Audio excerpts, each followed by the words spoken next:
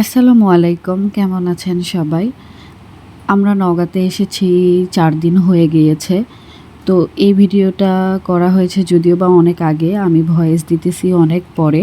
প্রায় বলা যায় ১ মাস পরে ভয়েস দিতেছি আমি। তো আমরা নওগাঁতে এসেছি। আমার ভিডিও যারা দেখেন রেগুলার তারা জানবেন যে আমার শ্বশুরবাড়ি নওগাঁতে। ইজার দাদু মারা গিয়েছে। তো যেদিন মারা গিয়েছে সেদিনই আমরা এসেছি। ইজার দাদু অনেক অসুস্থ ছিল।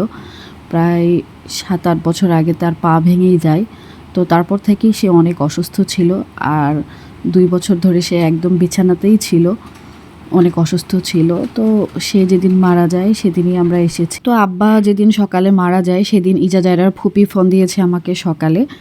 বলছিল যে একটু ভিডিও কলে আসার জন্য। আমাকে ভিডিও কল দিয়েছে তার আগেই জাহিদের সাথে কথা বলেছে। যেহেতু আমরা দূরে থাকি আর আপনারা জানেন যে আমি আর ইজা জায়রার বাবা আলাদা থাকি।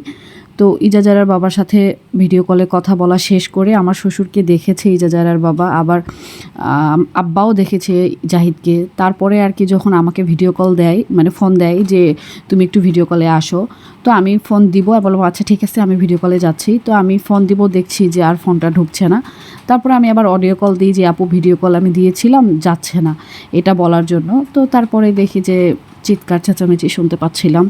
তো তখন আমি বুঝতে পারতেছিলাম যে আসলে বিষয়টা আর স্বাভাবিক নাই।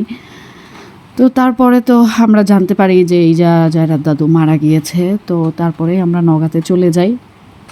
যাওয়ার পরে অনেক রাত হয়ে যায় আমাদের যেতে যেতে, প্রায় ৮টা ৮:৩০ বাজে। আমরা সকালের দিকে জানি। তো ইজার বাবা আবার ও যেখানে জব করে সেখান থেকে আবার ময়মনসিংহে এসেছে। আমরা তারপরে রেডি হয়ে দেন চলে গিয়েছি। আমি রেডি হওয়াই ছিলাম, শুধু ইজার বাবার আসার অপেক্ষা করছিলাম। তারপর আমরা এখান থেকে গাড়ি নিয়ে চলে গিয়েছি। তো তারপরেও যেতে যেতে আমাদের ৮টা ৮:৩০ মতো বেজে গিয়েছিল। এশার নামাজের পরে মানে জানাজা হয়। জানাজার পরে আর কি এর আগেও হয়েছে। তো আমাদের গ্রামের বাড়িতে গিয়ে আবার জানাজা করেছে। তো তারপরে আর কি তাকে মাটি দিয়ে দেওয়া হয়। তো আমি আপনাদেরকে এটা বললাম এটাই যে যেহেতু আমি ফ্যামিলি ভ্লগ করি, তো টুকটাক সব ধরনের কথাই আপনাদের সাথে শেয়ার করি, এই জন্যই আর কি বিষয়টা শেয়ার করা। তো তখনেরই ভিডিও এইটা। তো আমি যখন নওগাঁতে গিয়েছিলাম, তো ইজার বাবার জরুরি কিছু কাগজপত্রের প্রয়োজন ছিল, তো পাচ্ছিল না, আবার ওর কিছু বইও লাগতো। তো এই ট্রাঙ্কটা ইজার বাবার অনেক আগের একটা ট্রাঙ্ক, সে যখন পড়াশোনা করতো তখনকার। তো এই ট্রাঙ্কটা আর কি আজকে খুলছে, আর এখানে অনেক পুরানো কিছু জিনিসপত্র পেয়ে গিয়েছে, যেগুলো দেখে ইজা জায়রা অনেক খুশি হয়ে গিয়েছে। বই টই পেয়েছে, এগুলো আর কি ওরা দেখছিল। আর এটা আমাদের গ্রামের বাড়িতে আমরা গিয়েছিলাম আর কি ইজার দাদু মারা যাওয়ার ৩ দিন পরে। তো আমরা যেহেতু চলে আসবো এই জন্য ইজার বাবা ওখানে গিয়েছিল একটু কবরটা জিয়ারত করতে। তো আমাদের এটা গ্রামের বাড়ি, মাটির বাড়ি। আসলে ওই সময় ভিডিও করার মন মানসিকতা একটুও ছিল না, আপনাদেরকে আমি দেখাইতেও পারি নাই সব কিছু।